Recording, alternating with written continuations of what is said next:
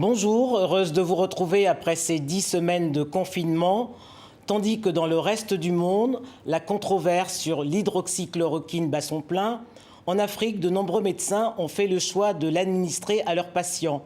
Un choix guidé par l'urgence qu'il y a à faire baisser la charge virale et à guérir les malades. Au Sénégal, nous retrouvons le professeur Moussa Seydi, infectiologue à l'hôpital de Fann à Dakar. Professeur Moussa Seydi, bonjour. Denise, bonjour.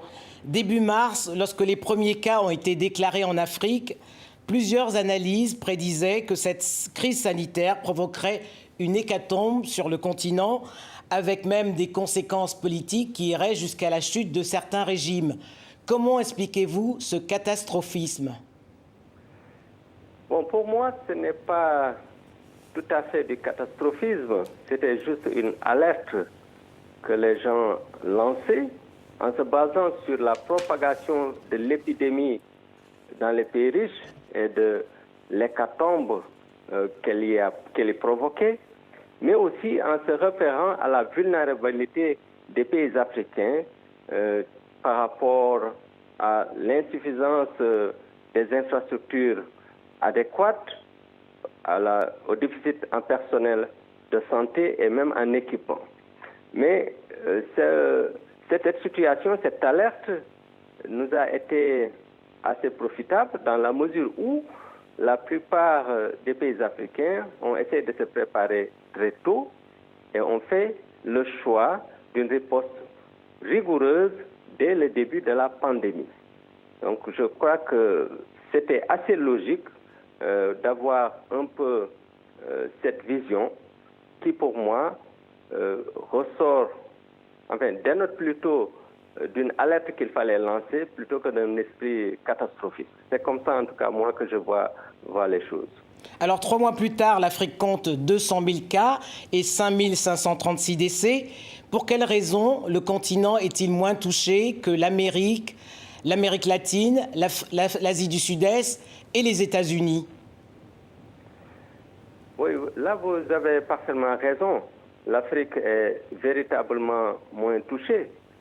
Quand on regarde le nombre de cas, on constate qu'il n'y a que 2% des cas mondiaux qui sont recensés en Afrique, contre 29% aux États-Unis et 20% en Amérique latine. C'est donc dire que l'Amérique à elle seule recense pratiquement la moitié des cas. Il en est de même des décès. En Afrique, on a à peu près 1% des décès mondiaux, alors que la moitié des décès mondiaux actuellement sont recensés en Amérique. L'Afrique est relativement peu touchée, c'est exact. Cela peut être dû à plusieurs facteurs, parmi lesquels le jeune âge de la population, probablement les facteurs climatiques, mais aussi, et ça on l'oublie souvent, la riposte des pays africains. En tout cas ici au Sénégal, la riposte a été très vigoureuse et très précoce. Dès le début, il y a eu une fermeture des frontières, ce qui a permis d'annuler les cas importés, et tout est parti de ces cas importés. Il y a eu l'interdiction des grands rassemblements, et durant la période où la décision, durant laquelle la période durant laquelle la décision a été prise, était une période propice à de très grands rassemblements, qui pouvaient voir des rassemblements de plusieurs millions de personnes. Une organisation a été rapidement mise sur pied, quelles que soient les défaillances ou les déficits ou les insuffisances. L'Afrique a quand même sérieusement pris la mesure de la pandémie à riposter comme cela se devait. Je pense que tous ces éléments doivent entrer en ligne de compte. Alors, dans une tribune qu'ils ont co-signée, les professeurs Sylvain Landry et Biran Faye estiment que les données sur l'Afrique ne reflètent pas la réalité du terrain parce que les tests ne sont pratiqués que dans les centres urbains et par ailleurs, ils ne sont pas fiables. Comment vous procédez pour vos statistiques au Sénégal? Bon, en fait, moi, quand je réagis par rapport à une situation, je ne réagis pas par rapport à des personnes, mais par rapport à des faits. C'est pour cela que vous me verrez presque jamais citer des noms. La vérité est que si on veut dire par statistique fiable le fait de dépister toute la population atteinte, les tests ne sont fiables nulle part au monde. Ça, tous les chercheurs le savent. Il est absolument impossible de dépister tout le monde dans un pays. À Wuhan, 10 millions de personnes ont été dépistées, ils ont trouvé 300 cas. Mais après avoir fini le dépistage, peut-être que le lendemain, il y a quelqu'un qui a eu une charge virale détectable. Donc, fiable, ça veut juste dire pour moi le fait de respecter les critères à partir desquels on doit se baser pour faire le dépistage. Et ici au Sénégal, c'est le cas. Il est utopique de vouloir penser que le dépistage peut se faire dans tout un pays. Même en Chine, ce n'est pas le cas, c'est juste dans certains endroits. Pour moi, il y a une définition des cas, et c'est à partir de ces définitions que le dépistage est fait, et on ne peut pas faire plus que ça. Mais s'il y a une bonne définition des cas et que les gens respectent les définitions des cas, enfin, je veux dire, le personnel de santé respecte cette définition des cas, je peux dire que, pour moi, c'est fiable. Donc, ça dépend de la portée de ce mot. Aujourd'hui, le bilan au Sénégal est de 4 516 cas, 52 décès et 62% de taux de guérison. Ces résultats, vous les avez obtenus grâce à l'hydroxychloroquine. Pourquoi ce choix alors qu'elle est au centre d'une polémique entre les pros et les anti qui estiment qu'elle produit des effets secondaires sur les patients? Oui, je dois d'abord préciser que les résultats ne sont pas dus uniquement au traitement. Il y a encore moins à l'hydroxychloroquine, l'azithromycine. C'est dû à un ensemble de facteurs. Comme je l'ai dit, il y a la jeunesse de la population, ça compte parce qu'il y a des patients, et c'est la majorité d'ailleurs, qui peuvent guérir même sans traitement. Ça, c'est la première remarque. La deuxième remarque, c'est que dans le traitement, il y a encore beaucoup plus important que l'hydroxychloroquine, l'azithromycine. Nous, ici, nous avons eu des patients qui avaient un diabète inaugurale.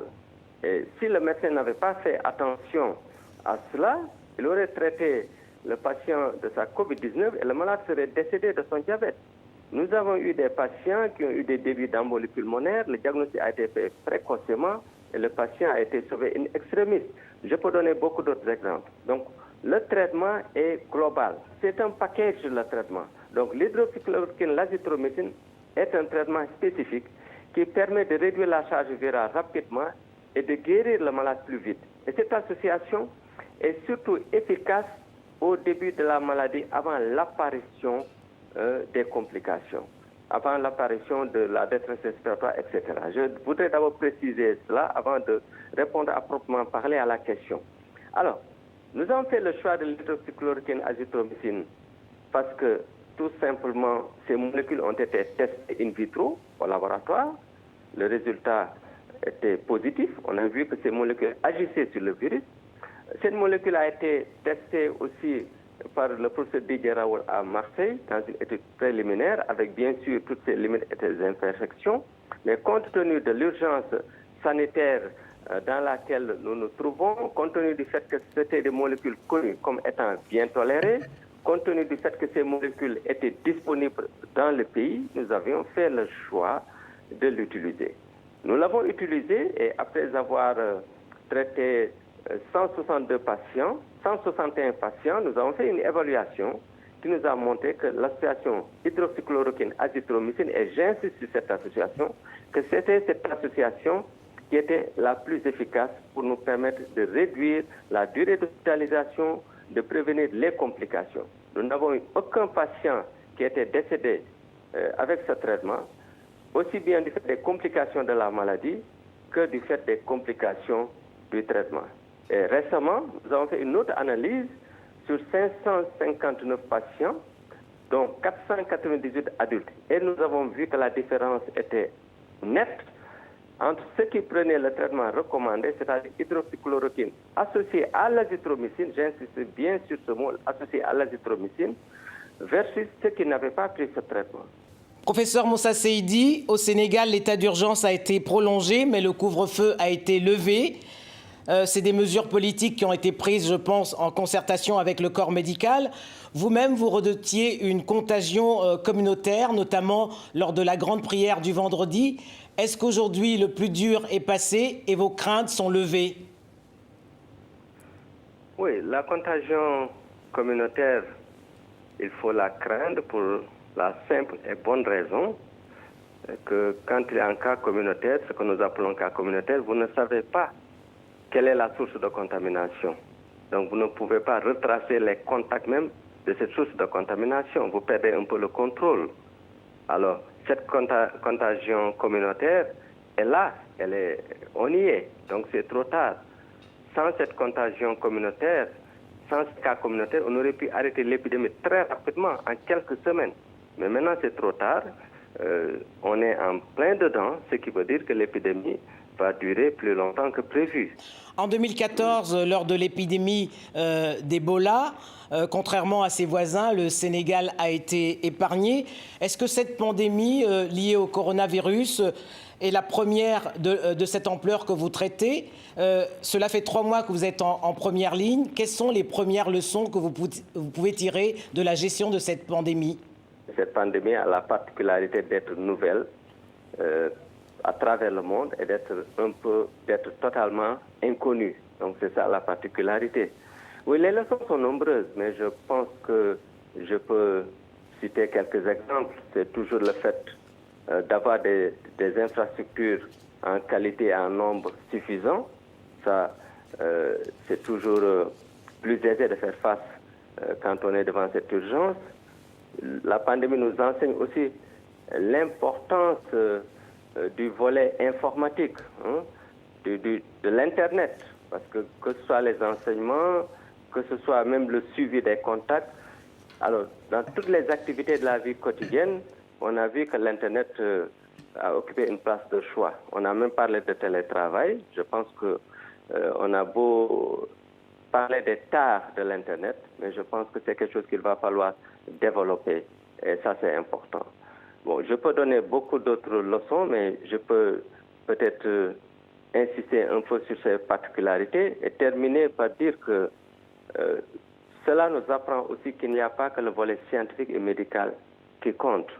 Prendre en charge une pandémie, c'est tenir compte des aspects sociaux, des aspects économiques, des aspects sécuritaires, des aspects politiques.